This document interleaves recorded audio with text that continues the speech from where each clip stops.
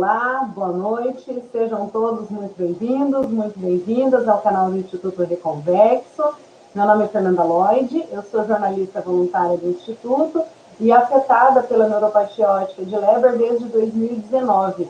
Antes de começar a nossa live de hoje, eu peço a vocês que ainda não são inscritos no canal, que se inscrevam, curtam, compartilhem esse vídeo e também que explorem os nossos conteúdos, não só no canal do Instituto Reconvexo, como também no perfil no Instagram, @Instituto Reconvexo, e no site www.ireconvexo.com.br.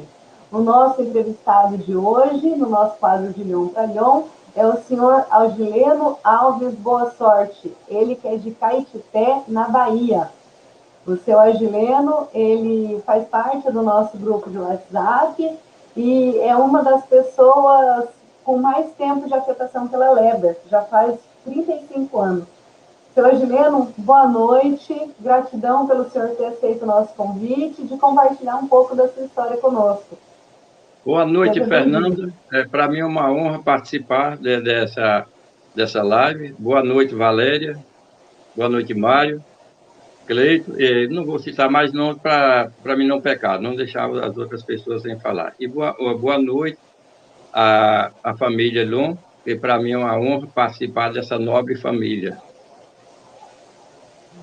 Para mim também, Zé Augileno, para mim faz toda a diferença ter entrado nesse grupo, que eu também chamo de família, e que dá essa oportunidade tão maravilhosa da gente enriquecer os nossos conhecimentos e fortalecer os laços, né? Com certeza. Bom, seu Augileno, eu acho que a gente vai ter bastante coisa para conversar. Pelo tempo que o senhor tem de afetação, o senhor já passou por muitas vivências, né? Então, eu começo perguntando ao senhor como é que foram os primeiros sintomas e como foi para o senhor ser diagnosticado. Eu descobri da seguinte forma: eu trabalhava com topografia, agrimensura, aí meu aparelho deu um problema. Eu fui até São Paulo para fazer uma revisão. Passei por lá uma semana, fiz a revisão do aparelho, aí eu retornei a Caetité. Devo ter chegado no sábado. No domingo à tarde, eu fui fazer o teste no aparelho para ver se tinha ficado bom. Eu coloquei uma lata de óleo de diesel, óleo de motor, lá num determinado lugar no quintal, eu fui fazer a leitura. As palavras, tinha palavra que faltava uma letra. Aonde faltava aquela letra, aparecia um ferrugem. Eu tentei, fui tentando, não tinha jeito para não sair aquilo ali. Falei, o aparelho não foi retificado, ficou com problema. Depois eu peguei, coloquei uma cadeira, minha menina já fazia ler, já sabia ler, pedi ela para ler, aí ela leu corretamente. Aí eu pensei, estou com problema de vista. Isso no domingo à tarde. Quando foi na quarta-feira, era o dia que o médico vinha a Caetité. Aí, na quarta-feira, eu fui no médico, passei o exame, aí ele me falou, você está com edema no fundo do olho. Me receitou um medicamento, que eu não lembro mais qual que foi, e mandou eu tomar esse medicamento durante 15 dias. Nos 15 dias eu voltar. Quando eu voltei nos 15 dias, ele me disse o seguinte, você pode ir a São Paulo, que seu caso é difícil. Quem foi esse médico? Esse médico foi o Dr. Romulo. Inclusive, acho que ele faz parte aí da família, da família. Inclusive, é uma pessoa que eu tenho muito a agradecer, que colaborou muito comigo. Chegou a me dizer, você está viajando muito, vai morrer muito gasto, pode me procurar na hora que você quiser, não precisa nem pagar. Ele fez isso não só comigo, várias pessoas da família. Aí eu fui a São Paulo.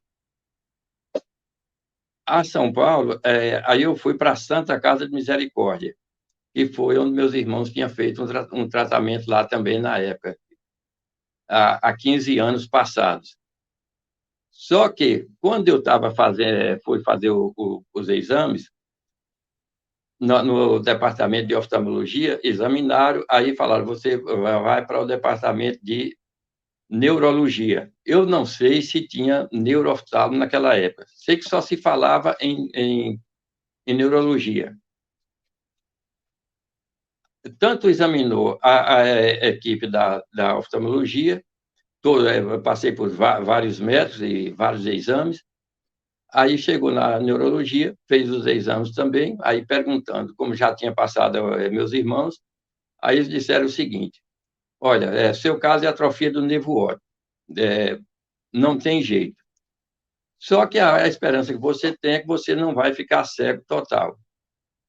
Isso aí fez com que, pelo menos, me tranquilizasse mais um pouco.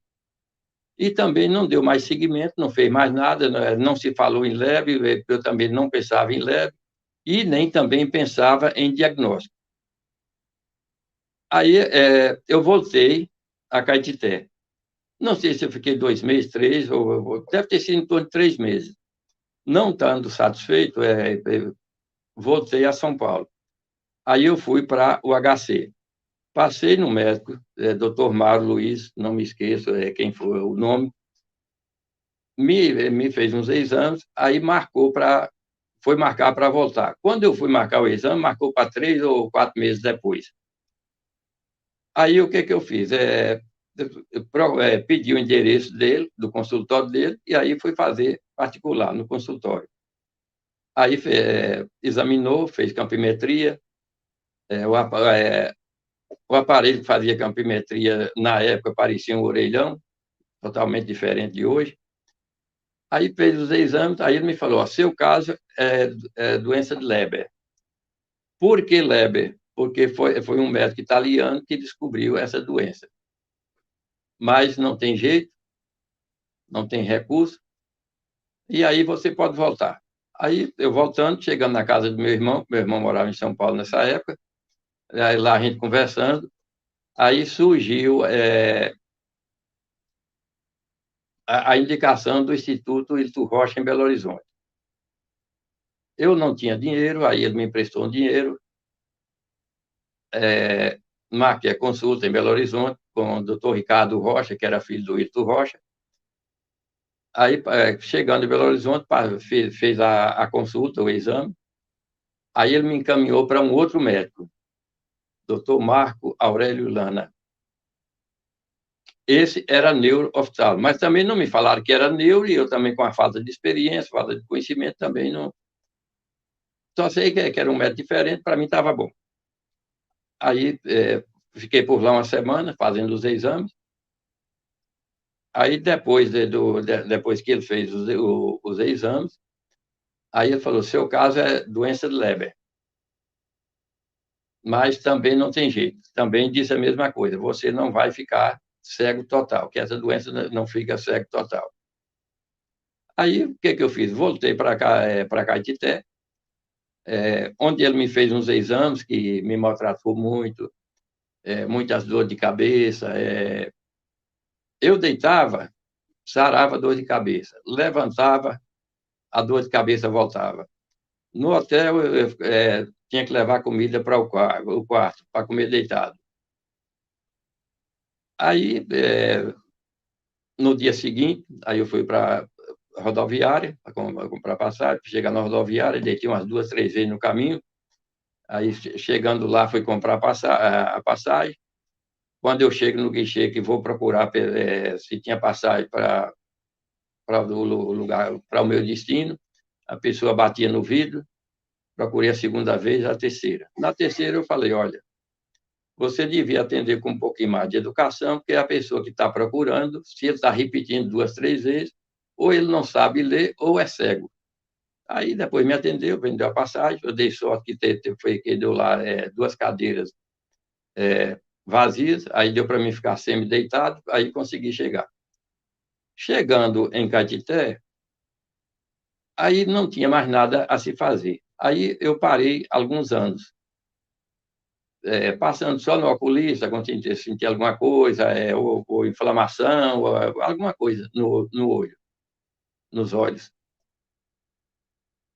Que aí eu ia no Dr. Rom. Aí os anos se passaram.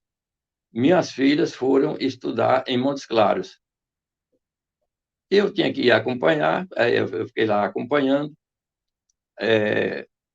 acompanhando elas. Aí, um dia, uma delas, conversando lá com uma pessoa, uma professora lá do CAP, aí falou nos cursos que tinha Braille e computação.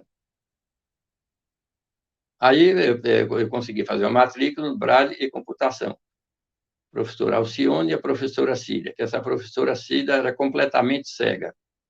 Mas ela me falou o seguinte: eu sou cega, lá na minha casa só eu que sou cega, sou a pessoa mais sucedida da família, consegui dar uma casa para minha mãe, eu tenho 2 casas, tenho carro e não sei o quê. Ali era um estímulo para a gente. E a Alcione dava aula de computador. Para mim, foi uma vitória muito grande e um estímulo essa aula de computador, porque eu, na época, usava o programa JAWS no Word. Lia muito bem, desimpedido, lia corretamente. E com isso, o que eu fazia? Aí eu comecei a escrever, eu fazia cartas. Na época ainda não tinha celular, não tinha internet. Escrevia carta para as pessoas, digitava e escrevia. Aquilo para mim já era uma vitória. E os anos foi se passando. Aí, posteriormente, um dia minha filha me chamou, vamos a Belo Horizonte. Aí eu falei, vamos. Retornamos a esse médico, mais ou menos uns 18 anos passados. Aí, depois de 18 anos, você ressuscitou, apareceu, eu falei, pois é, estamos aí. Nesse estamos aí, lá, aí não tinha jeito, falou a mesma coisa, que não tinha jeito, não sei o quê, e ele fazia parte da pesquisa na UFMG, esse doutor Marco Aurélio Lana. E aí tinha uma pessoa lá de Vitória, aí surgiu o nome de Odete, aí depois a minha filha entrou em contato com a Odete, aí adquirimos o livro, conversei com ela, aí ela me orientou para procurar o Hospital São Paulo. Fui no Hospital São Paulo, na Unifesp, mas disse que não tinha mais vaga para... Estava preenchido, que a pesquisa estava completa. Aí não tinha nada a se fazer. Aí me encaminhou para o doutor Felipe Chicane. E aí foi onde eu comecei. Sim, voltando atrás, desculpe aí. Nessa época que eu voltei nele, até aí médico nenhum tinha me falado no DNA metrocodial.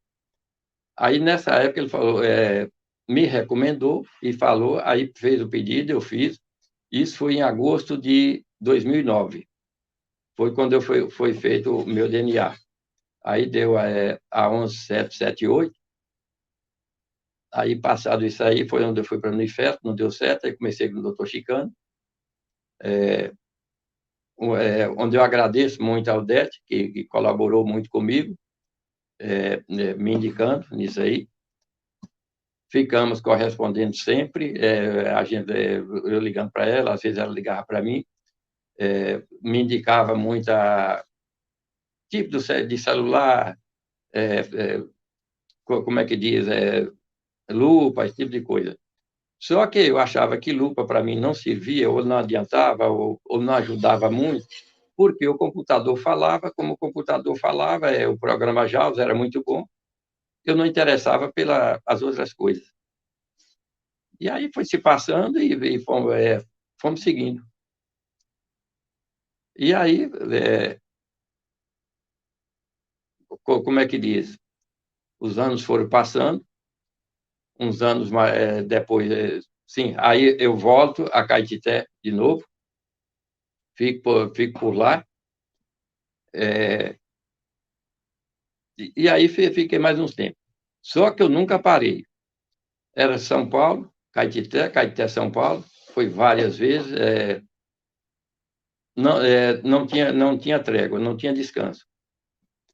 Mesmo sabendo que não tinha cura, e indicava um médico, eu ia. Não sabia nem que tipo de médico que era. Podia ser, às vezes, até um clínico geral, mas como eu não sabia, não tinha conhecimento.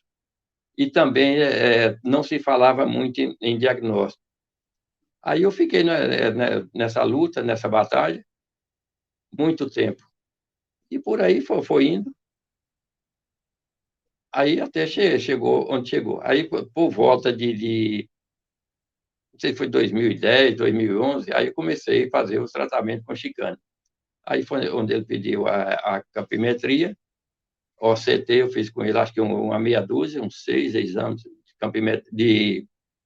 campimetria, não de OCT, fora outros exames que eram feitos. E nada, como é que diz, de melhora. Aí, nessa época, ele me receitou o Idabenone, eu tomei Idabenone durante 2 anos e meio, aí falei com ele que eu não ia tomar mais, porque não estava tendo resultado nenhum. Ele me disse, eu te recomendo a tomar, porque se não fizer bem, mal também não vai fazer. Eu falei, mas doutor, é um remédio muito caro, a condição está difícil. Aí ele falou, então fica a seu critério. Aí eu parei. Tomei 2 anos e meio, parei e não tomei mais. Nesses dias agora, retornando lá de novo, aí ele me recomendou a tomar. Aí eu comecei a tomar, estou tomando. Mas ele me disse o seguinte: pode não melhorar, mas também pode não piorar. E pode não deixar você perder as fibras que ainda tem. Ele ainda me disse que tinha que as fibras que eu tinha em 2013, 2014, que continua. Aí eu fiz a pergunta: e por que a visão está caindo, continua caindo? Aí, não sei, está caindo, mas você continua com as fibras estão aí. Só que o teste contra dele também fez, não sei por que, eu acertei tudo, mas que continua perdendo, continua. E vou levando aí.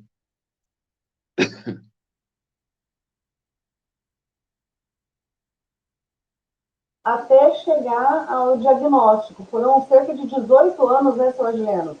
Pelo que eu entendi, para chegar ao diagnóstico confirmado, né? Foi 18 anos. Quer dizer, já sabia que era leve, mas o DNA foi feito com 18 anos. 18 anos depois. E o senhor comentou no começo, senhor Adileno, que o senhor tinha irmãos que fizeram também um tratamento na Santa Casa de São Paulo. O senhor tem irmãos ou outros parentes com Leber também? Na época que eu falei, não na época que eu estava fazendo tratamento em São Paulo. Quando meus irmãos tiveram lebre, sim, tiveram e têm. Eles fizeram, estava fazendo tratamento, os exames que eles faziam, me pediram para fazer também. Eu fiz todos, eles fizeram. Me procuraram se eu não tinha condição de levar alguma pessoa da família. Eu falei, tem uma pessoa, 2 pessoas em Campinas que eu posso buscar. Aí eu fui lá em Campinas, trouxe a pessoa, fez os exames, já era um senhor de idade. Só que eu nunca tive a curiosidade de perguntar com quantos anos ele adoeceu. Ele foi afetado, mas ele já estava bem de idade. E falou, só vou fazer isso aí por causa de vocês. São primos, parentes, considero muito vocês, vão fazer. Os médicos me disseram o seguinte, na época, seus irmãos adoeceram, mas você está livre dessa doença, não vai ter. Quando foi 15 anos passados, eu fui contemplado. E estou aí até hoje. E eu acho muito, muito bonito, seu Agileno, apesar de todo esse tempo que o senhor já tem de afetado pela lebre, como o senhor falou agora na entrevista, que o senhor várias vezes procurou vários médicos, né, independente da sexualidade, e também uma coisa que o senhor sempre fala nas conversas do grupo, é que o senhor não perde a esperança. A esperança, o senhor sempre mantém viva. E eu estava vendo aqui um comentário do Renan.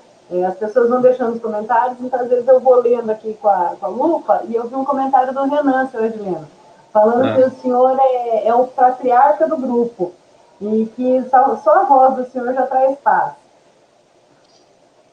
O senhor é um exemplo aqui, ó. O senhor Edileno, praticamente o nosso patriarca do grupo. Até a voz dele nos deixa em paz. Então, um É, abraço para o Renan e para todo mundo que está nos acompanhando. É o seguinte, Fernanda, eu digo o seguinte: para mim, a esperança não é tão grande, em função da idade, 74 anos, mas eu costumo dizer também o seguinte, que a esperança é a última que morre, a última que morre. Tanto é que eu fiquei tão feliz quando surgiu o Dr. Rui, não fiquei feliz em ele ter surgido em função de ter problema na família, ser premiado também com o filho. Mas eu digo feliz porque uma pessoa que colaborou, está lutando, conversou aí, conseguiu essa audiência pública, e eu tenho certeza que é uma pessoa que vai continuar lutando e nos ajudando. Eu considero, em função dessa colaboração dele para cá, eu posso dizer o seguinte, que eu já considero uma luzinha lá no fundo do túnel. E eu tenho certeza que, para muita gente, essa cura vai chegar. Para mim, talvez não, mas para você e outras pessoas mais, se Deus quiser, vai. E para mim, se ainda vier um pouquinho também, eu ficarei muito satisfeito. O que vier de melhora já é um grande lucro, né, seu Agileno? Com certeza. O que vier, o que vier tudo é lucro. Seu Agileno, o senhor Rui, o doutor Rui, ele deixou um comentário aqui também, que o senhor é um exemplo de luta e resistência, e que o senhor é da mesma ascendência que a família da esposa dele. E Exato. aqui, ó, exemplo de luta e resistência. É da mesma ascendência da família dele. E também eu vi aqui um comentário que eu acho que é alguma parente do senhor, que eu vi o sobrenome Boa Sorte. Hoje tem bastante gente assistindo. Aqui, ó, a Aurelina Boa Sorte. Cunhado, excelente pessoa. Que Deus te abençoe sempre. A Aurelina é cunhada. E o marido dela é afetado também. Ele é afetado e ele deve ter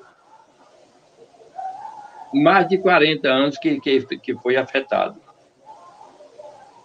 Mais de Ele fez, 40 anos.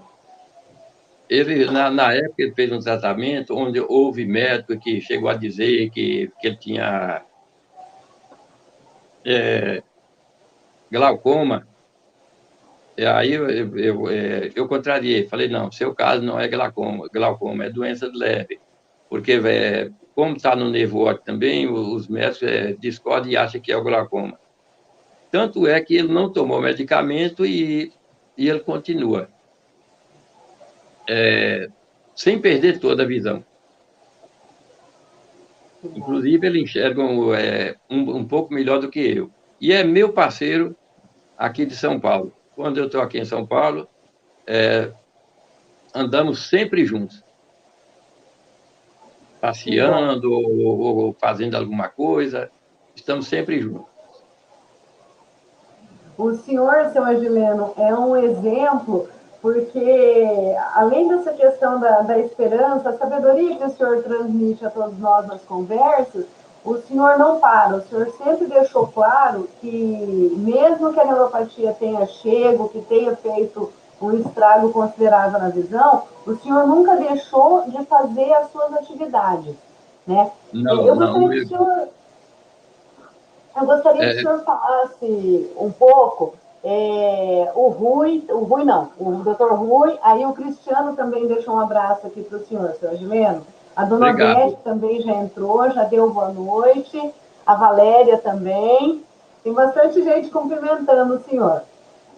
Bom, seu Agileno, eu gostaria que o senhor falasse a respeito do impacto na vida do senhor quando o senhor se descobriu com lepra, quando veio essa baixa de visão, qual que foi esse impacto na vida do senhor? De profissão, de vida pessoal? Eu tive um impacto muito forte, mas não desanimei. Um estímulo grande que eu tive foi o seguinte, naquilo que eu já disse, que os médicos falaram que eu não ia ficar cego total. Falei, então já é um estímulo. Só que, profissionalmente, eu já tive que parar. Eu trabalhava com teodolito, fazendo leitura, desenhos, topográfico, desenho cartográfico. Aí eu fiquei sem trabalhar. Aí parti para o INSS, para fazer, para adquirir aposentadoria, para ter a manutenção. Eu preocupava com as filhas que pequenas, 7 anos, como ia fazer. Mas aí minha mulher partiu para a costura, ela costurava bem na época, foi costurando e participava posso dizer, campeonato de costura de primavera, né, esse tipo de coisa. Aí, passando o tempo, depois eu voltando a São Paulo, um dia eu estava em São Paulo, aí ela me comunicou que eu trouxesse uma máquina de calcular e uma de escrever, que ela ia montar o escritório de contabilidade, que ela não, é contabilista. Aí, em função disso, começou a contabilidade funcionar. A contabilidade funcionando, aí eu fiquei sendo o office boy, levando um documento para o cliente, no banco, e fiquei fazendo esse tipo de coisa. Até que tinha clientes que me chamavam de office velho, porque tinha office boy, eu não era jovem, era velho, aí falava office velho. E para mim foi muito bom, porque foi um estímulo, eu não parei, circulava muito todo dia, um dia, uma hora estava no cliente, outra hora estava no outro, outra hora no banco, e assim foi indo. Eu não parei. Aí continuou. Aí a contabilidade foi bem sucedida, não cresceu muito, mas foi boa para a sobrevivência. Conseguimos educar as filhas, estudar, uma dentista, a outra advogada. Aí eu posso dizer o seguinte, que conseguimos chegar lá. Agora eu digo, chegar na hora como é que diz, que eu voltar a enxergar um pouquinho, se o Pai nos permitir. E se for para ficar também como está, Deus me deixar assim, tá bom demais, que eu consigo me locomover, ando sozinho, não depende de ninguém, graças a Deus, viajo para São Paulo, ando em São Paulo só, e estamos levando. O senhor falou de curso de braille, de curso de computação. Quais adaptações que o senhor fez para poder voltar, para poder ter essa nova vida? O que o senhor fez para a essa nova, formulando melhor a pergunta? Ô Valéria, desculpa, eu não entendi bem, porque o meu som aqui não está muito bem. Pode repetir, fazendo favor? Claro, claro. Seu Agileno, o que o senhor precisou fazer de adaptação para se adaptar a essa nova rotina? O senhor falou de curso de computação, o leitor de tela, escrever carta no computador. O que mais o senhor foi fazendo para se adaptar a essa nova rotina? Já que o senhor continuou trabalhando, levando uma vida produtiva. Valéria, Fernando, é o seguinte, a minha adaptação foi na dura sorte, porque não tinha nada na época. Não, na minha cidade não tinha cursos, e eu achava que eu não podia parar, que eu não tinha que parar. Aí eu fui continuando, e continuando, para mim foi um exercício, fui exercitando. Quer dizer que em momento nenhum eu cheguei a parar. E aí, em função disso, sei que enfrentei várias tempestades, mas graças a Deus eu posso dizer que eu venci, estou vencendo todas, e estamos indo aí. Que bom. Dentro de todas essas tempestades que o senhor disse que enfrentou, qual que foi a que deu mais trabalho para superar?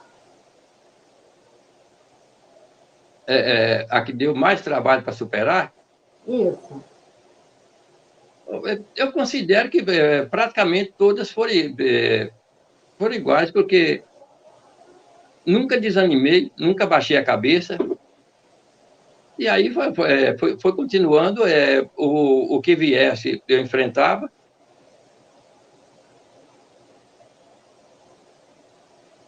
Eu acho que pode ter dado algum problema na internet do seu Agileno, mas vamos aguardar por enquanto.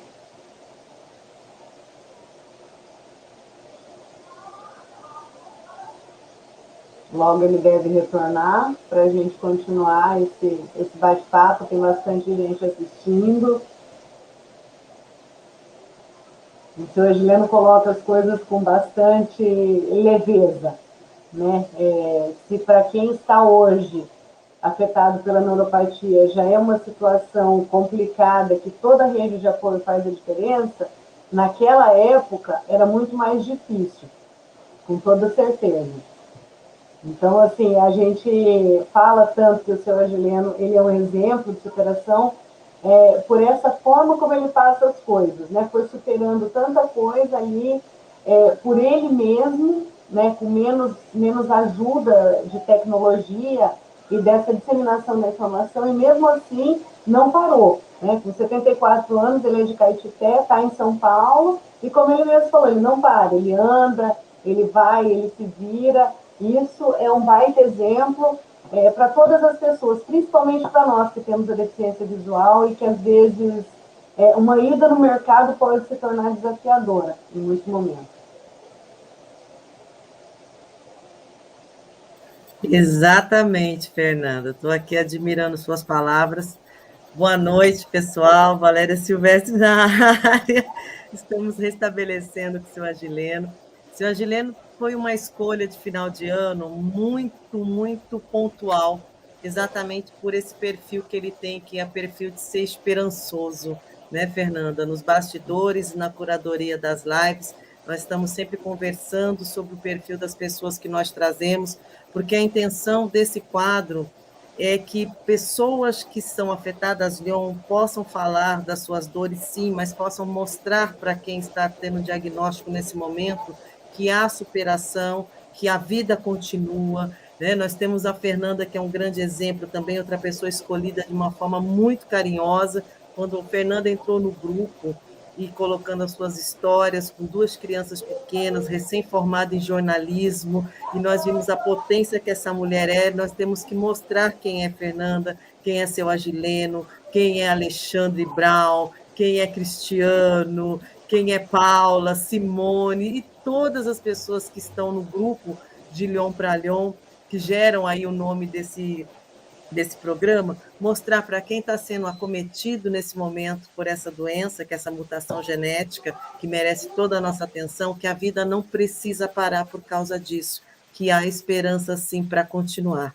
Então, o senhor Agileno, com essa voz, como disse o Cristiano, que acalma, né? O Renan também cita, né? Esse tom de voz que ele tem, que é um tom de voz firme, mas é acolhedor, é carinhoso e é esperançoso. Ele é a nossa escolha para a última live do ano, de 2021, e nós estamos aqui esperando que ele possa voltar, porque tem muita coisa ainda para ele contar para nós, né? O seu Agileno, ele vive entre São Paulo e a sua cidade, sendo atendido por médicos, que inclusive temos vídeos desses médicos aqui no canal, médicos que colaboram também voluntariamente com o Instituto Reconvexo, deixando à disposição de todos nós suas palestras, os resultados de suas pesquisas, os seus comentários, estão acessíveis para perguntas, acessíveis para tirar dúvidas, né, para realmente exercer um acolhimento para essa doença, para as pessoas que são afetadas por essa doença, que é uma doença rara, e é uma doença principalmente invisibilizada, e essa é a nossa luta. Então, a audiência pública tem esse significado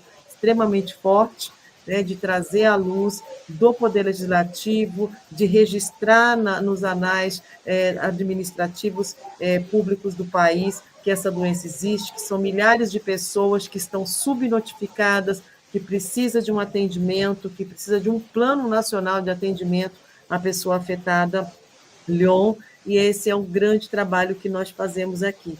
Bom, o senhor Agileno está com muita dificuldade de voltar, infelizmente, eu acho que a gente vai ter que marcar com ele uma outra oportunidade, mas eu gostaria de, então, conversar um pouco com a Fernanda. Enquanto ele está tentando, gostaria de colocar aqui uma pergunta para a Fernanda. Fernanda, como foi essa sua experiência como mulher, como mãe, como profissional, uma pessoa que é surpreendida por essa mutação genética no auge da sua carreira, né, saindo da faculdade com 2 filhos lindos. Quem acompanha o canal sempre consegue observá-los aqui, às vezes eles aparecem nas câmeras, né, são os nossos xodós, são as nossas coisinhas mais graciosas.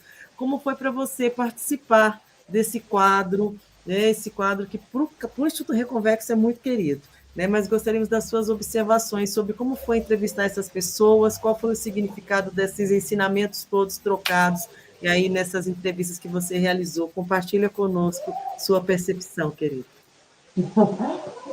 Bom, para mim, o baque, né, foi um baque assim, muito grande, porque eu sempre quis a faculdade de jornalismo.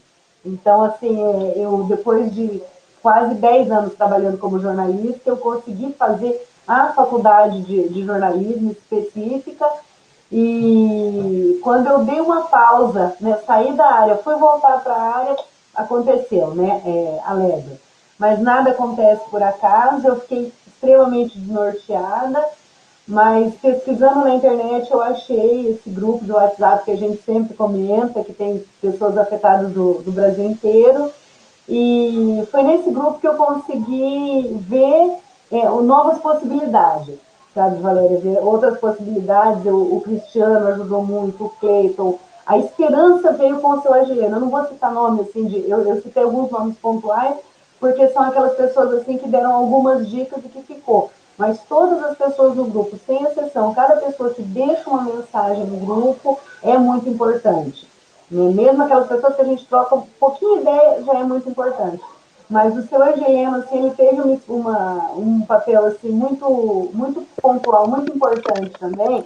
Aí, o seu Argelino voltou para eu falar o papel que o seu Argelino teve na questão da esperança, sabe? Porque quando eu fiquei sabendo que era leve e que já sabia que era aquilo e que tinha um tratamento, para mim aquilo bastou. Para mim, se não piorasse a minha visão, já estaria tudo bem. Mas ouvindo o seu Angelino falando que ainda tem esperança, né, aos 74 anos, que para muita gente já é o fim da linha, aquilo me nutriu de esperança. Então, sempre eu lembro, não, tem esperança, pode melhorar, pode ter uma terapia higiênica, enfim. E só para concluir, quando você falou da experiência nas entrevistas, o que eu percebo é que cada pessoa que dá uma entrevista, que conta a sua história aqui, tanto acrescenta na minha vida, como pessoa de estar escutando aquilo, quanto profissionalmente eu me sinto muito mais capaz com essa oportunidade que eu estou tendo e que, assim, você faz parte lindamente disso, Valéria, você e o Mário de estarem oportunizando isso, mas eu vejo também que para cada pessoa que conta a sua história é uma cura. Porque se a pessoa voltar e ver a sua entrevista e ver o seu vídeo, ela vê o quanto ela superou, o quanto ela foi forte, o quanto ela descobriu caminhos, o quanto ela descobriu saídas. E até a vergonha, assim, eu não quero dar uma entrevista porque vai falar na frente da câmera e todo mundo vai ver. No meio disso, essa vergonha fica tão pequena que a pessoa se descobre tão grande que é lindo, sabe? Eu acho isso assim muito lindo. É igual, acho que quem trabalha num salão de beleza e faz uma transformação que a pessoa sai se sentindo bem. Eu acho que nas entrevistas a pessoa sai se sentindo bem, Valéria. E isso, assim, para mim faz toda a diferença. E o seu Agileno voltou. E o seu Que Agileno bom, que voltou. Eu vou bom. deixar vocês dois conversando mais um bocadinho e depois eu volto para dar um tchau. Tá joia. A gente vai ser um prazer. Obrigada pelo relato, Fernanda. O seu relato nos enche o coração de luz e de alegria, pode ter certeza. Gratidão. Que bom que o senhor voltou, seu Agileno. A gente estava esperando para o senhor continuar com a sua história. Pois é, deu um problema aqui na internet, a internet caiu, mas estamos aí. Que bom. Aí, Seu Agileno, a Vitória e a Vilma também passaram para deixar um abraço para o senhor. Aí o senhor pode continuar. Tá, obrigado. Eu estava falando sobre sobre as superações. O que o senhor superou e de todas as tempestades que o senhor passou, qual foi aquela que deu mais trabalho? Pelo menos essa tinha sido a última pergunta. Ô, Fernanda, para mim foram todas iguais. Eu não considero nenhuma. Pode ter tido alguma, mas eu não me recordo todas, porque 35 anos, 36 anos é praticamente uma vida. Então, houve muita coisa que eu não lembro mais, eu já me esqueci, mas sei que teve várias tempestades. E todas foram, como é que diz, cruéis. Mas o que a gente tem que procurar fazer? Procurar vencer, procurar superar e não abaixar a cabeça. Essa busca por procurar vencer, por procurar superar, o que o senhor, em que o senhor se apoia para vencer e para superar? Porque o senhor é uma pessoa muito gentil, né, nas suas palavras, mas ao mesmo tempo é firme. Então, o que o senhor se apoia para superar e para vencer, senhor Raimundo? O meu apoio sempre tem sido o dia a dia. E por enquanto, continua sendo.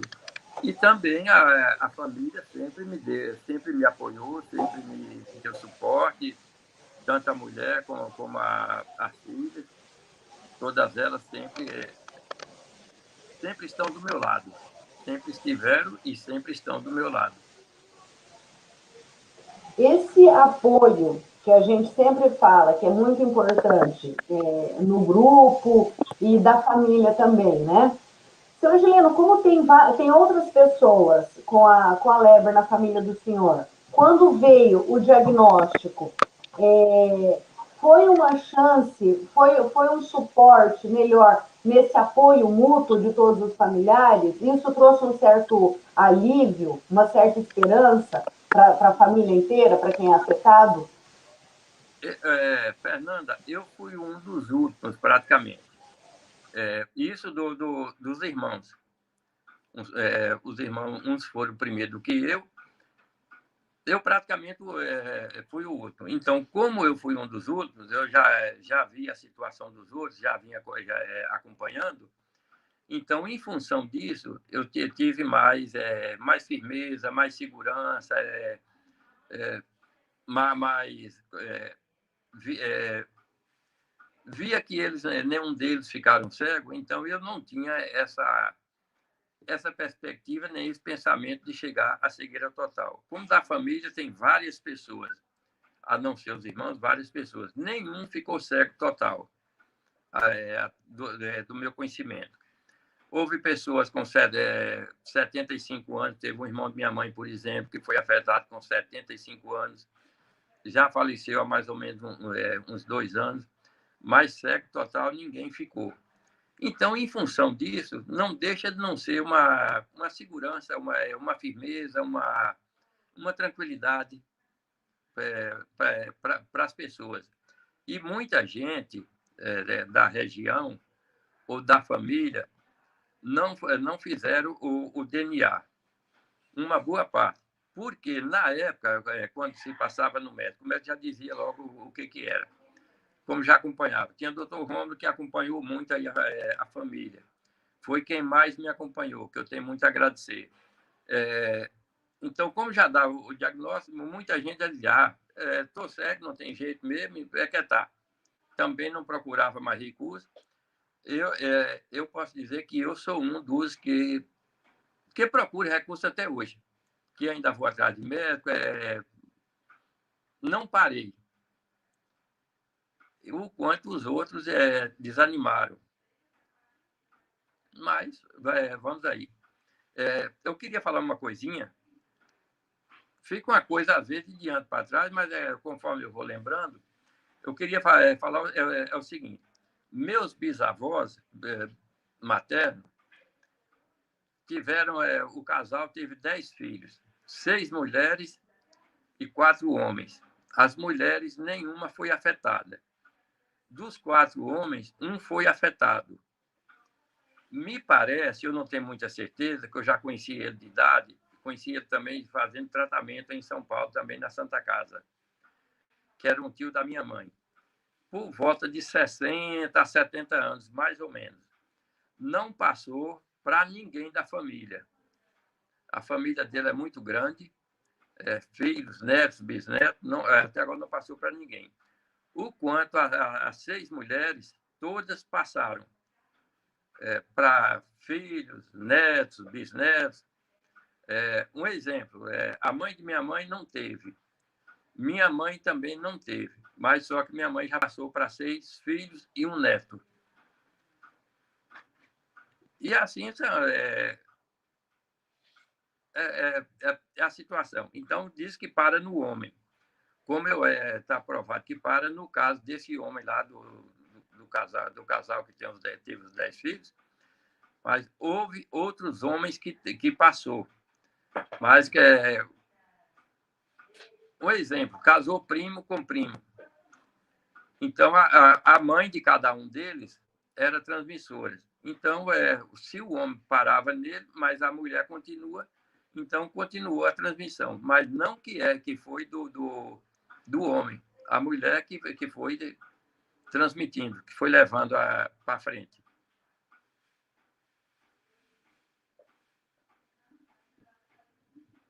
Pelo que o senhor falou, entre os jovens, tem uma nova geração para frente do senhor que também é afetada, né, senhor Juliano? Tem. Agora, na minha família, os meus irmãos parou no 6, teve esse sobrinho. Agora, dos parentes mais distantes, primos, primas, tem pessoas jovens sendo afetadas. Inclusive, eu tenho um pensamento e um interesse em fazer um novo levantamento, verificar quantas pessoas vivas tem com o problema, porque já morreu muita gente de quando eu adoeci para cá. Eu gostaria de fazer esse levantamento, incluindo também a idade de cada um. Quando começou, com quantos anos começou, com quantos anos está. Porque tem muita gente de 42 anos, de 45, de 50. Tem de toda a idade. E tem mulheres também. Onde teve um casal e todas as filhas mulheres foram afetadas. Toda a geração dela toda foram todas afetadas também. É uma família que tem muita gente.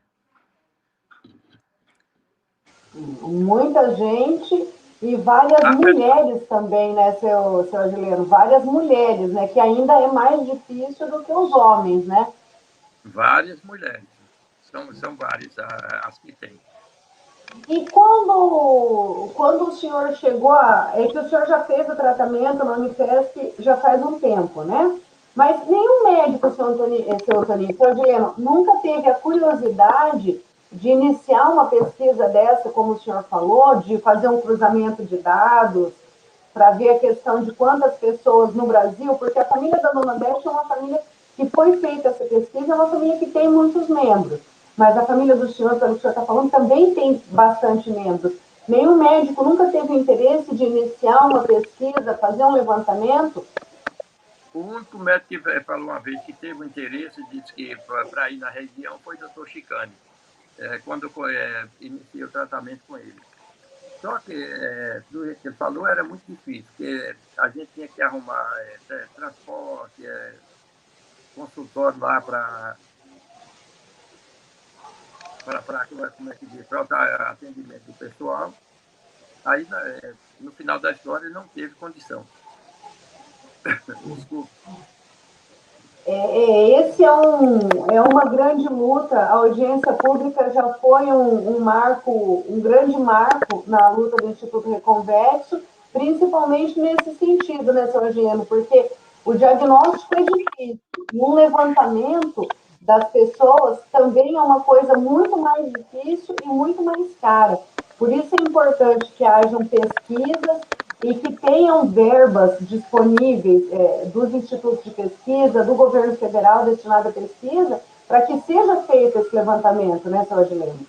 Um levantamento para que tenha um banco de dados para a gente saber exatamente quantas pessoas são afetadas e poder assegurar os direitos de todo mundo nessa Odilene. Com certeza. Por isso que eu digo que precisa uma grande divulgação, mais do que tem. Por isso que eu sou muito grato a esse grupo, a essa família. Porque é uma família que está sempre colaborando, sempre ajudando. Eu, por exemplo, agradeço a muita gente do grupo, onde tem Cleito, Cristiano e outros mais, que eu não vou citar mais não, porque eu vou deixar muita gente sem citar o nome. Que todos colaboram, todos ajudam, e todos nós, em função, em procura da mesma função, em procura do mesmo tratamento. Que depois desse grupo, que eu agradeço muito ao Odete a ter me jogado nesse grupo, porque muita coisa clareou, muita coisa foi mostrando e continua mostrando. Silvagino, a gente sempre fala em políticas públicas, em direitos das pessoas com deficiência. O senhor já tem bastante tempo com o Weber, já tem um tempo bastante grande como deficiente visual, e o senhor nunca parou, tanto de ir em médicos quanto de buscar os seus direitos. Como é que o senhor avalia o avanço dos direitos das pessoas com deficiência e principalmente do respeito a esses direitos? O senhor acha que teve grandes avanços de quando o senhor foi afetado para cá? Quando eu fui para cá, fui afetado para cá, houve grandes avanços, sim. Mas um avanço que eu digo que houve grande, porque surgiu o celular, surgiu a internet, surgiram as coisas. Mas eu acho ainda que a política pública está muito, muito aquém, está muito ainda a desejar. Os gestores municipais, estaduais, inclusive federal, todos deviam ter uma atenção mais perfeita, mais próxima, assim como os gestores municipais deviam ter cada cidade os CAPs, que tem vários, as cidades têm os CAPs, mas não tem, para o deficiente visual, não tem, acha que mais tem que ser para imperativo, autista, esse tipo de coisa, pessoas com outros problemas. E da visão, praticamente não tem nas cidades, na maioria delas. Onde eu vi um bom que ajudou, colaborou muito, foi esse lá de Montes Claros, na época que eu estive lá. Ajudou muito, o pessoal muito atencioso, colaborou. Eu também lá, sempre lá, eu fui o decano também, sempre fui comentado em função da idade, mas é aquela historinha que eu sempre falei e continuo dizendo, não parei, não deixei de correr atrás. Mas vamos ver o que vem pela frente. Eu digo com franqueza e com muita esperança. A minha esperança, talvez para mim não, mas para a juventude que está aí, a terapia gênica. Inclusive, agora, na minha conversa com o Chicane, ele me deixou esperançoso, que eu cheguei a falar para ele que eu não estava triste, mas estava desanimado, porque para mim não tinha mais solução. Ele falou, por quê? Eu falei, porque a pesquisa só para quem tem até 3 anos de afetado. Ele falou, não, para quem tem... a pesquisa foi feita para 6 meses, 1 ano, 1 ano e meio, 2 anos, 3 anos. E na hora que for concluída, é para todo mundo. Agora, vai depender de cada organismo. Então, não importa, a idade não importa nada. Talvez você ainda pode ser um contemplado ainda. E aí, vamos aguardar o que vem pela frente.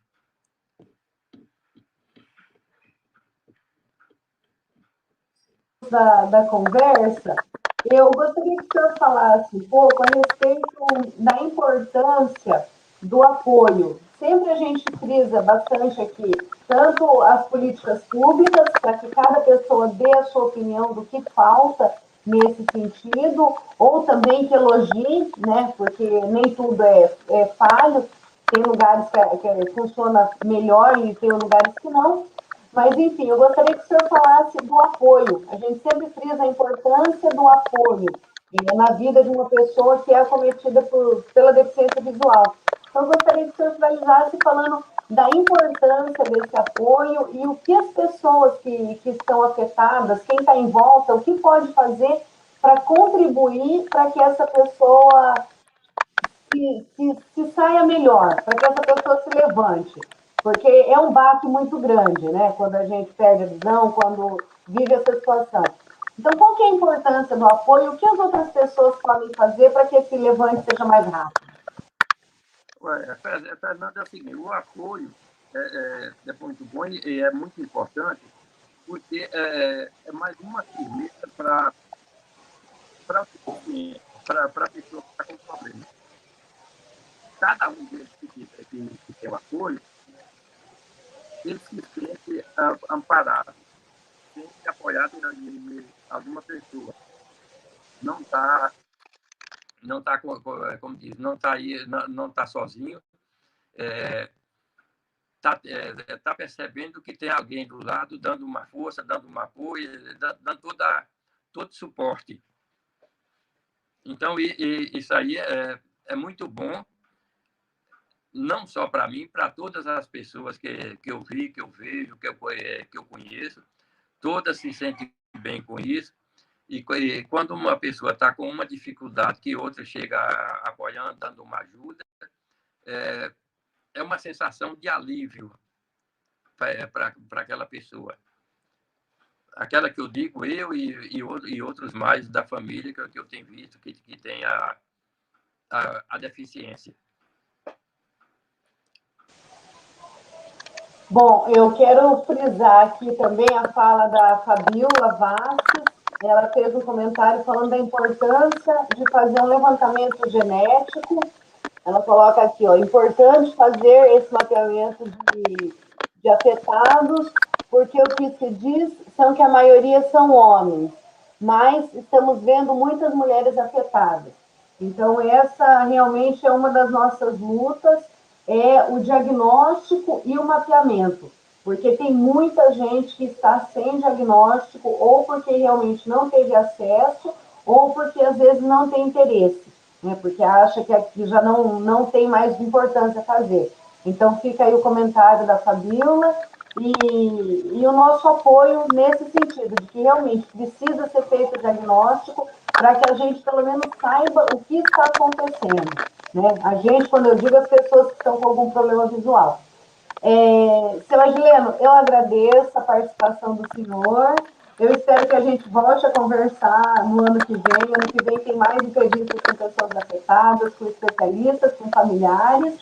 E foi muito bom a gente poder ouvir mais da sua experiência. Eu agradeço quem está aqui nos assistindo, quem participou. Peço mais uma vez que curtam, compartilhem, que apoiem o nosso canal, porque é muito importante que essa informação chegue a mais pessoas. Tanto a informação do que é Lyon, quanto as informações de que existe vida após a Lyon, de que é possível continuar tendo uma vida feliz, uma vida produtiva, uma vida saudável, apesar da deficiência visual. E eu encerro aqui a minha fala. Eu dou a palavra para o senhor, seu Agileno, para que o senhor possa falar mais alguma coisa que o senhor acha importante para as famílias, para os afetados, ou que o senhor acha importante que haja no nosso país, que o governo faça para melhorar a nossa vida. E em seguida a Valéria vai entrar para encerrar a nossa live e dar os recados. Obrigada a todos, obrigada, seu Agileno.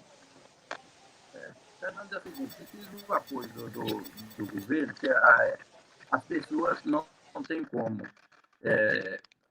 Um auxílio no medicamento, naquele exame, que é um exame muito caro, que todos vocês sabem disso. Muita gente, eu conheço muita gente que não conseguiu e não está conseguindo fazer esse exame, também não tem nenhum determinado interesse por falta de conhecimento.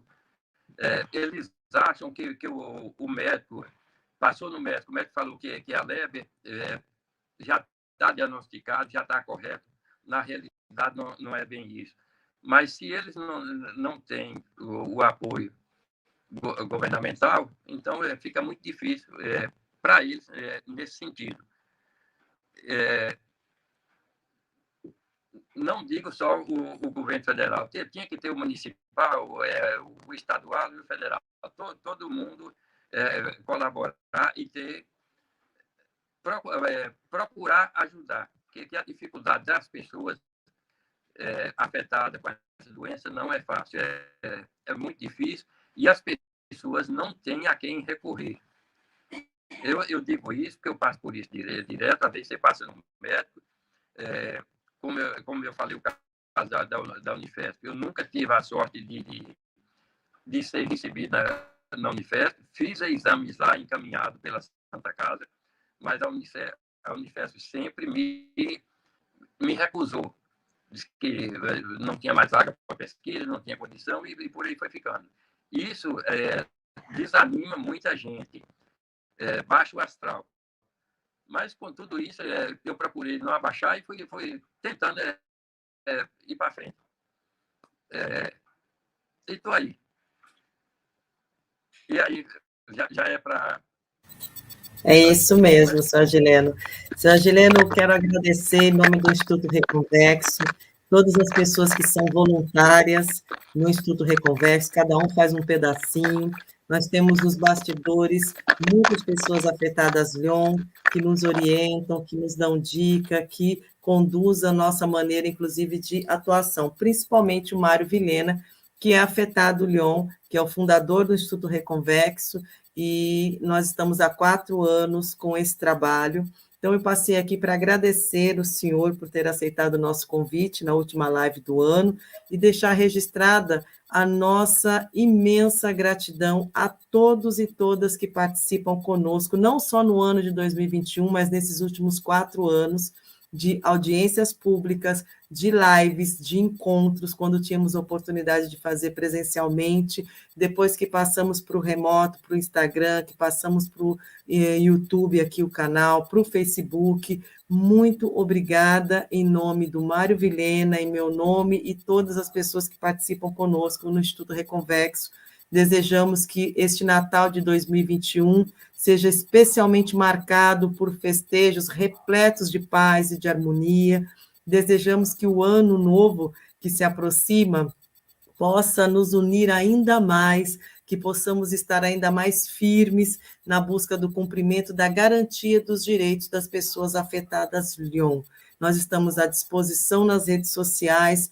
Quem necessita de informação sobre Lyon, informações com segurança, com respeito, com qualidade, fique à vontade para entrar em contato conosco a qualquer momento nas nossas redes sociais. Eu estou à disposição, Fernanda, Mário e todos os membros e as mulheres também participantes, porque o número de mulheres, Fabíola lembrou muito bem, vem aumentando muito. Na verdade, as mulheres eram ainda mais subnotificadas do que a presença dos homens afetados com a Lyon. Então, esse trabalho do Instituto Reconvexo é de suma importância, porque nós colocamos um holofote, colocamos luz aí nessa comunidade brasileira, que é a comunidade Lyon. Faça parte você também, saiba como participar, saiba como ajudar. Eu não sou afetada a Lyon, mas faço parte desse movimento e tenho muita felicidade quando dizem que faço parte da família, porque são pessoas muito potentes. Você também pode fazer parte desse grupo, colaborando da maneira que der, mas o mais importante, compartilhe os nossos conteúdos do canal, compartilhe nas suas redes sociais, dê o seu joia, se inscreva, fale com a família, leve para a sala de aula, você que faz oftalmologia, você que está na medicina e tem acesso ao canal, leve para os seus professores, monte grupos de pesquisa, grupos de estudo, porque nós estamos à disposição e sedentos por informações que sejam mais consolidadas para a busca da cura dessa mutação genética, dessa doença que é considerada uma doença rara. Gratidão imensa, boa noite, Feliz Natal, que o ano novo seja realmente novo para cada um de nós. Um beijo e obrigada por todo o carinho e por toda a parceria de cada um e cada uma de vocês com o canal. Até o ano que vem. Vamos voltar no dia 6 de janeiro com a primeira live do ano. Um abraço, tudo de bom. Use máscara, vacine-se, proteja-se, porque nós temos muito ainda para viver e para visitar uns aos outros logo, logo. Um abraço, até mais. Tchau, tchau.